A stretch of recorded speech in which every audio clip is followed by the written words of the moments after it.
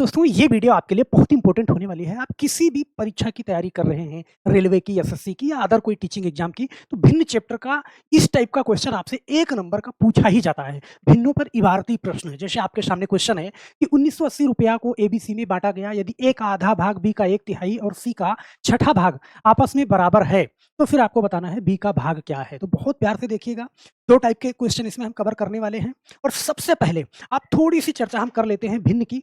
तो भिन्न का मतलब यहाँ पे आपसे कहा जाता है कि 1/3 भाग। ध्यान देना, आधा भाग आपसे अगर बोला जाए, तो आधा भाग का मतलब क्या होता है कि 1/2 होता है।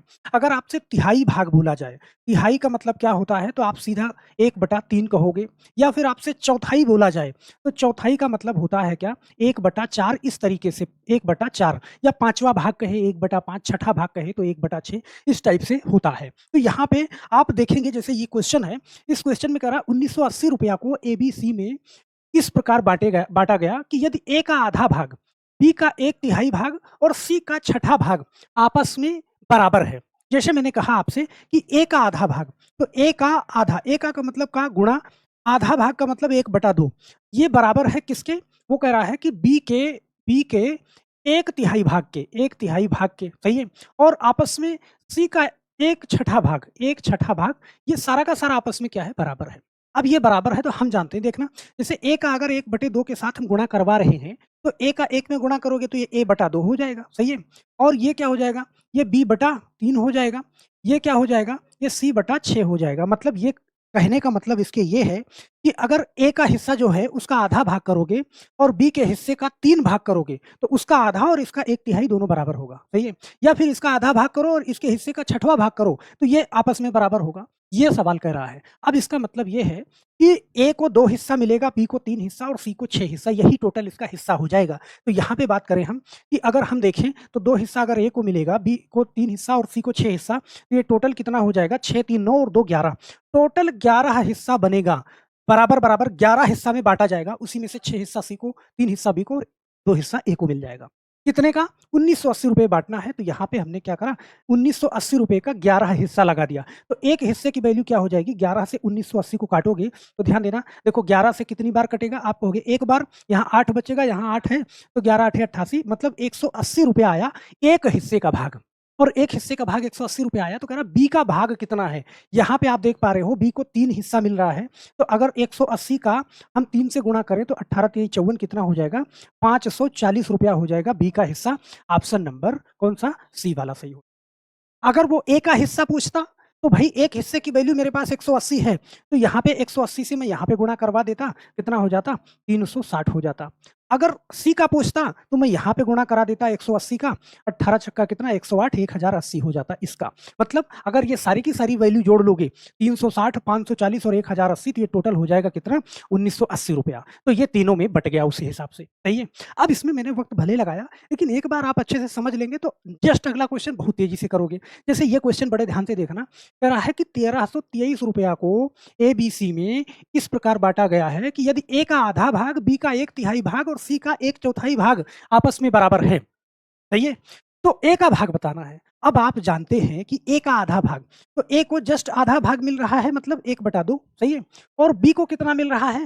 बी को 1/3, तो 1/3 का मतलब कि 3 हिस्सा लगाया जाएगा बी में। और कह रहा है कि 1/4 भाग सी को मिल रहा है, तो सी का 4 हिस्सा लगाया जाएगा, सही है? इसका मतलब कि ए को 2 हिस्सा, बी को 3 हिस्सा और सी को 4 हिस्सा। टोटल कितना हिस्सा बनेगा? 2, 3, 5 और 4 कितना? 9। 9 हिस्सा लगेगा। टोटल धन कितना है? आप कहोगे 1323। 9 हिस्सा लगेगा 1323 रुपए में, तो एक हिस्से की वैल्यू कितना आ जाएगी? आप यहाँ से देखो काटोगे 9 से, सही है? 9 से 1323 को काटोगे तो एक बार जाएगा, फिर 9 चौका 36 और 9 सते 63, 147 रुपया एक हिस्सा की वैल्यू आ जाएगी। और आपसे पूछ रहा है ए का भाग कितना है, तो ए को 2 हिस्सा मिलेगा। यहाँ पे 147 का हम 2 से गुणा करेंगे तो 2 सते 14, 14 दूना 28, 1 29, 294 रुपया किसको मिल जाएगा? 294 ए को मिल जाएगा। ध्यान से समझना इस चीज़ को।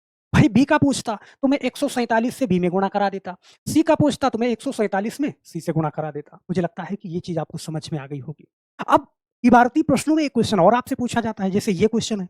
यहाँ पे कह रहा है कि किसी छात्र को किसी संख्या का 1/15 करने को कहा गया, सही है? फिर कहा गया परंतु उसने गलती से 1/3 कर दिया, जिससे उसका उत्तर पहले की तुलना में 16 अधिक आया। संख्या ज्ञात करो। भाई बहुत आसानी से आप ऐसे लगाओगे। ध्यान देना आप कोई संख्या ऐसी मान लो कि जिससे यहाँ पे 1/15 करने को कहा गया कि 15 से भी कट जाए और 3 से भी कट जाए। तो आप कहोगे सर 15 ही मान लो। चलो दोनों तरीके से बताते हैं।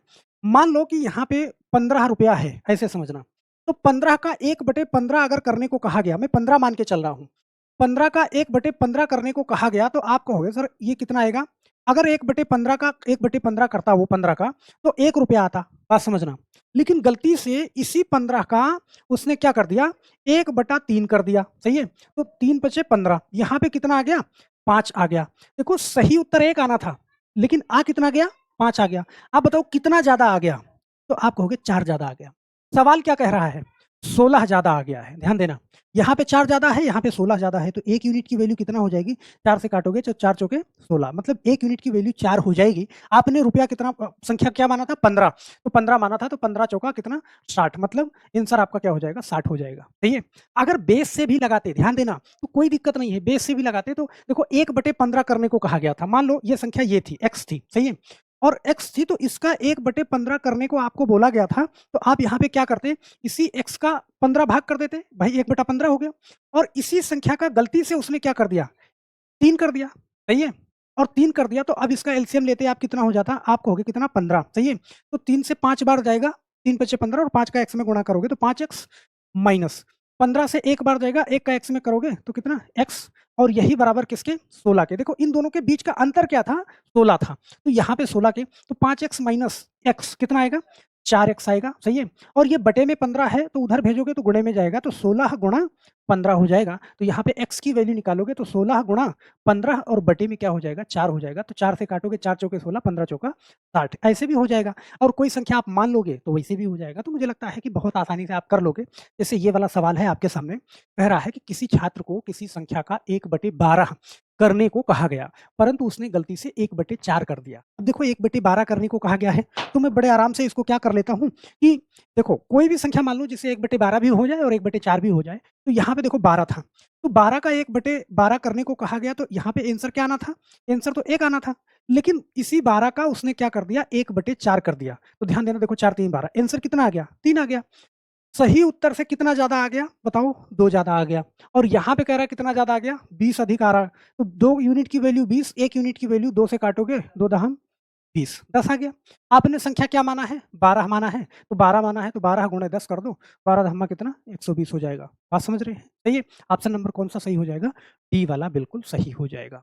भाई बहुत प्यार से आप इसको लगा लोगे, बस एक बार आपके दिमाग में बैठ जाए, फिर वो क्वेश्चन आपके लिए आसान हो जाता है। तो चलिए, यहाँ पे मैं एक क्वेश्चन आपको देता हूँ और हम आशा करते हैं कि इसका जवाब आप बहुत प्यार से नीचे कमेंट बॉक्स में ज़रूर करेंगे और साथ में अपना नाम भी लिखेंगे क्योंकि जस्ट अगली वीडियो में आपका कमेंट और आपका आंसर आपके सामने होगा। सवाल क्या है? सवाल है कि किसी छात्र को किसी संख्या का 1/9 करने को कहा गया। मुँह ज़बानी लगा लोगे आप। फिर कहा गया परंतु उसने गलती से 1/3 कर दिया, सही है? और जिससे उसका उत्तर पहले की तुलना में 18 अधिक आ गया, संख्या ज्ञात करो। भैया ऐसे क्वेश्चन ना बिना कलम चलाए आप दिमाग से लगा दोगे। सही है? भाई 1/9 करने को कहा गया था, तो संख्या 9 ही मान लो क्योंकि 9 से 9 भी कट जाएगा, 1 से 1/3 से भी कट जाएगा। सही है? तो चलो मेरे दोस्त, हम आशा करते हैं कि ये वीडियो आपको समझ में आई होगी और अच्छी भी लगी होगी। तो आप कमेंट ज़रूर करिएगा अपना सही आंसर का। फिर मिलते हैं हम नेक्स्ट वीडियो में, तब तक के लिए आप सभी लोगों का बहुत-बहुत धन्यवाद। जय हिंद।